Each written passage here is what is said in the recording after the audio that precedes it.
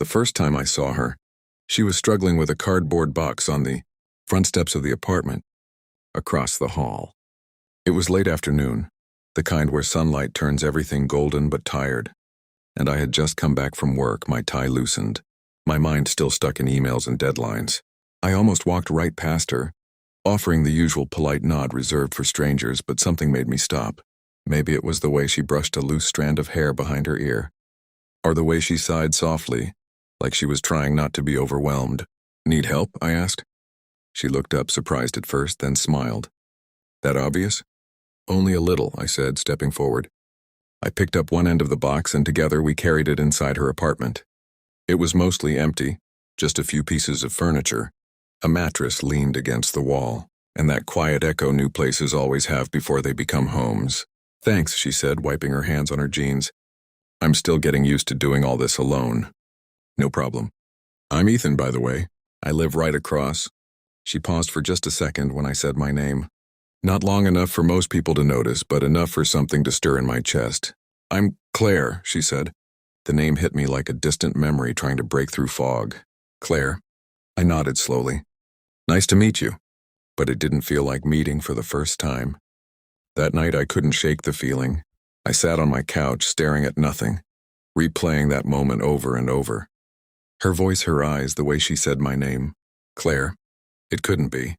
Or could it? The next morning I saw her again in the hallway. She was locking her door, dressed simply, coffee in one hand. "Hey," I said casually, trying not to sound like my heart had been racing since last night. "Hey, neighbor," she smiled. There it was again.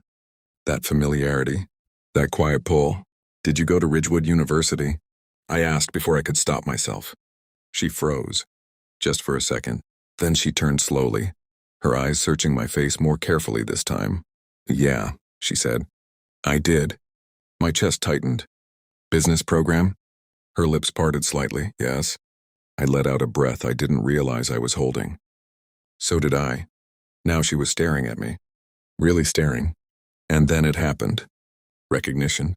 "Oh my God," she whispered. "Ethan?"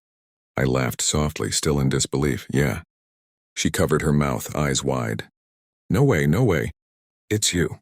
And just like that, the years between us collapsed. College came rushing back in flashes.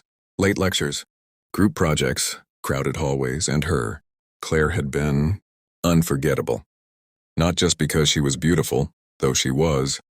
It was something else. The way she carried herself. Quiet confidence. Kindness that didn't need attention. She wasn't the loudest in the room. But somehow everyone noticed when she walked in. I had noticed. From the very beginning. But I never said anything. I was the guy who sat a few rows behind her, stealing glances, rehearsing conversations in my head that never happened.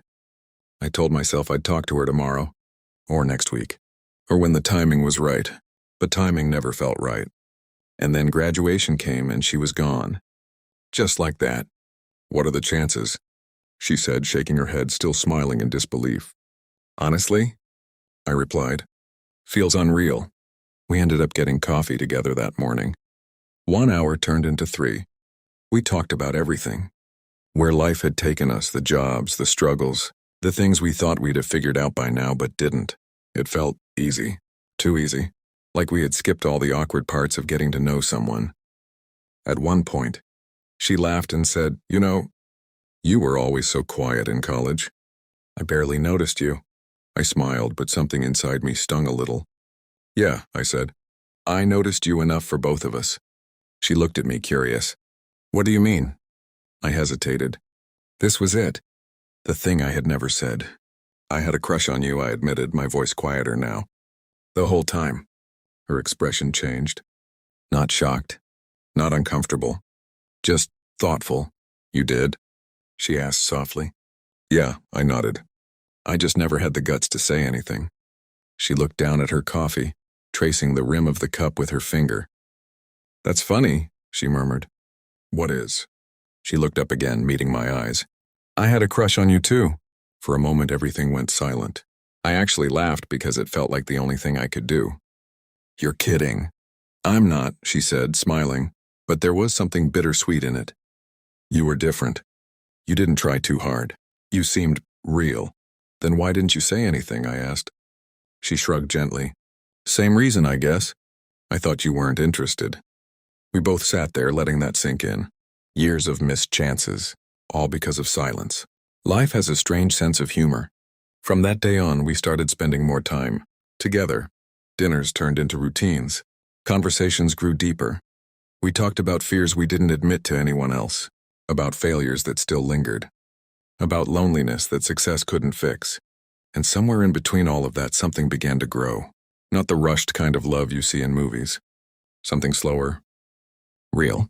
But life doesn't let things stay simple for long. One evening, I came home to find her sitting on the hallway floor outside her apartment.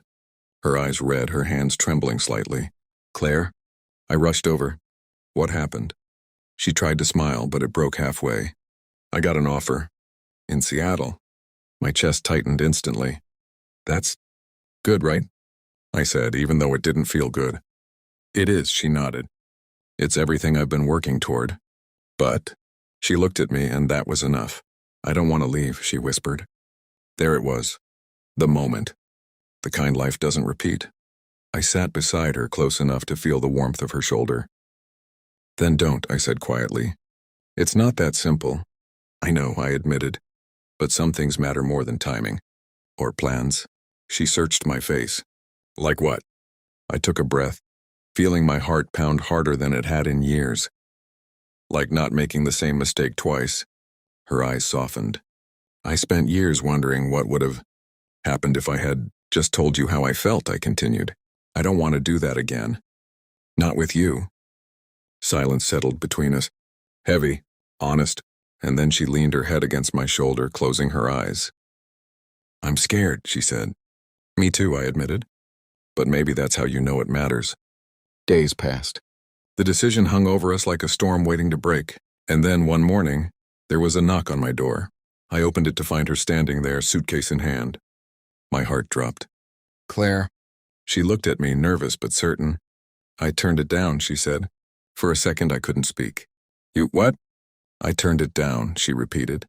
Because for once, I didn't want to run toward something just because it looked right on paper. Tears filled her eyes, but she smiled. I wanted to choose something that felt right. I stepped forward without thinking and pulled her into my arms. And in that moment, everything made sense. The missed chances. The years apart. The timing that never worked until it finally did. Sometimes life doesn't give you what you want when you want it, because it's waiting for you to be ready.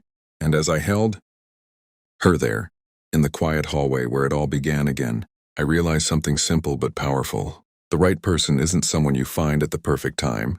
They're the one who makes you believe it's worth trying. No matter how late it feels.